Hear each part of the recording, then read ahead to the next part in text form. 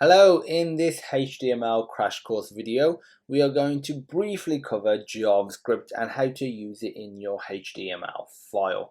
JavaScript is a scripting language which allows you to create dynamic websites. For example, let me show you something. So if I go on to, this is a website of mine, an education platform. If I click log out, I go back to login, click login, and I'm going to get rid of the password a second. I click login.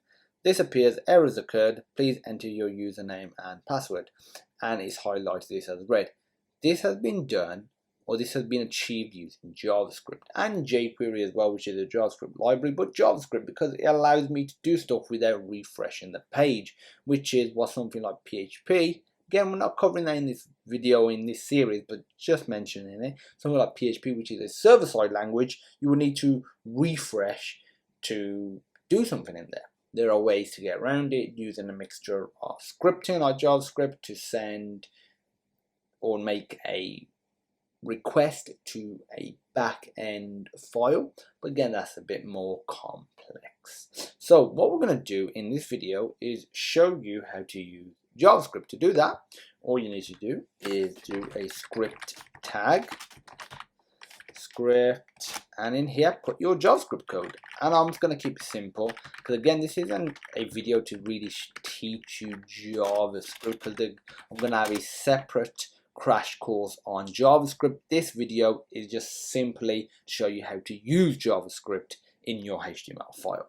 So I'm going to put alert, which just opens a pop-up. So this will occur once the page has loaded. If I put 45, if I go back to my website, refresh, as you can see, this has now popped up. I'll click OK, my website continues.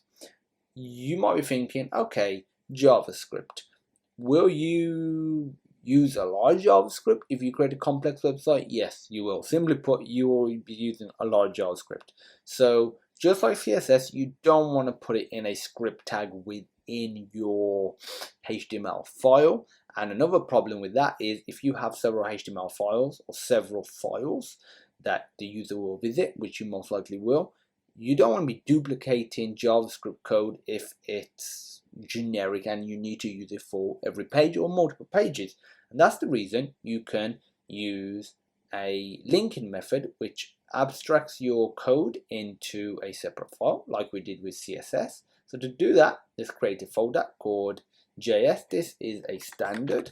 If you put JS, if you would see JS in a web project or a coding project in general, you will know that it's a JavaScript folder. For inside here, put index, save that, index.js. JS is the JavaScript extension for it, and you don't have to call it index, you can call it whatever you want.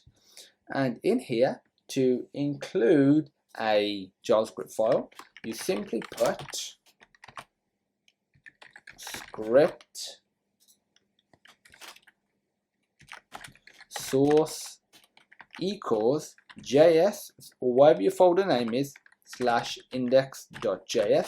If you didn't have a folder and your index or your JavaScript file was where your HTML file was, you would just do this, but I do have a folder, so I'm going to do this, and then you put the closing script tag. This isn't a void element, even though we haven't put anything in between, simply because you can put something in between, as you've seen right here. Save that, go back to our web browser, refresh, and then see 45 appears, which is this alert right here. Click enter. But you might be thinking nothing else has appeared. Simply put, we haven't put anything in here. So I'm going to put console.log, and in here I'm actually not just going to put a number. You can put some text like so, but I'm going to do a math calculation. So I'm going to do 4 divided by 5, which is 0.8. So save that. If I right click, go to inspect, and go to console. So this is where console logs will appear, and the console in your browser is your best friend when doing web development. Keep your eye on it. So let's refresh. As you can see, it says 45 and 0.8, which is the result of this calculation right here. So that's it. There really isn't much more to using JavaScript within your HTML file than this. Generally speaking, you will want to put your JavaScript at the end of your body tag. So you want everything to be here. You would want style sheets to be here, and then styling, simply because usually the dynamic functionality of the website is less important when the website first loads. But what is important is sort of tricking the user to think that the website's loaded by displaying as much of it as possible, which would be the visual side, and then getting the JavaScript loaded afterwards. Because let's say if a website takes 2 seconds to load and 1 second of it is visual, 1 second of it is JavaScript, you rather have the user wait 1 second for it to, let's say, visually fully load, then 1 second for the dynamic functionality to be triggered essentially, or be available, than have to wait 1 second for the dynamic functionality to be available, then 1 second to actually see the website. Because that'd be 2 seconds of wait time. 1 to 2 seconds really doesn't sound like a lot, but when you're developing websites and you have a lot of code, you have a lot of stuff going on, these efficiency techniques really do matter, and especially when you want users to use your website over a competitor's website and they are flicking between pages. They don't want to have to be waiting seconds. So that's it for this video on JavaScript.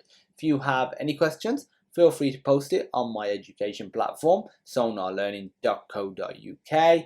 There will be a link in the description to the source code from this video and the source code from every other video in this series. If you liked the video, please let us know. If you didn't, let me know as well, and I will try and improve it for the next one. And as usual, thank you for watching, and I hope you have a great day JavaScripting.